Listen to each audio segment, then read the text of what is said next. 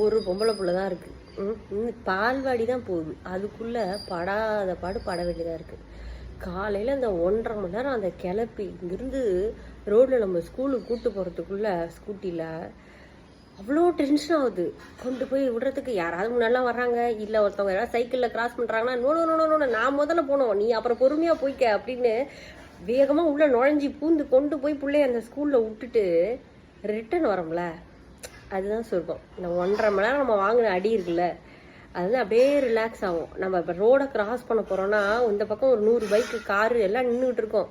சரி இந்த அம்மாவும் கிராஸ் பண்ணிட்டுட்டோம் அப்படின்னு அது நிற்கிது இல்லை, அப்போ அப்படியே கூலாக ஸ்டாண்டை போட்டு நீங்களாம் போங்க, ஒரு பிரச்சனையும் இல்லை, என் பிள்ளை ஸ்கூலுக்கு போயிடுச்சு, நீங்களாம் அவசரமாக போகிறீங்க, நீங்களாம் போங்க, உங்களெல்லாம் கிராஸ் பண்ணி அனுப்பி விட்டு டாட்டா காட்டிட்டு அப்புறமா நான் வீட்டுக்கு வந்துக்கிறேன்னு, அதாவது அரைப்படல் அடிக்கிறவங்க கூட நம்மளை ஓவர்டேக் பண்ணி போகலாம், ஒன்றும் பிரச்சனை இல்லை தம்பி, நீ போ, நீ அவசரமாக போகிற, நான் தான் வீட்டுக்கு போகிறேன்.